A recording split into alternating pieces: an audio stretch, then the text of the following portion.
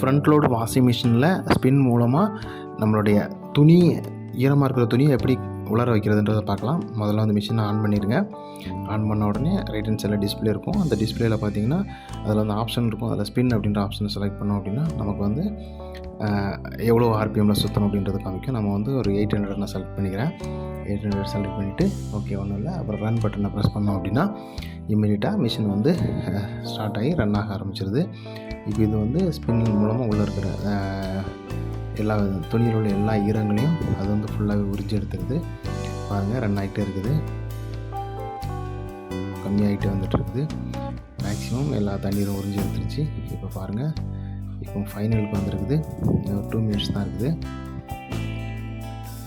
இப்போ மிஷின் வந்து எண்டு வந்துடுச்சு, ஸ்டாப் ஆகிடுச்சு. இப்போ துணியில் உள்ள வந்துருக்க துணியை எடுத்து நம்ம காய போட்டுக்கலாம்.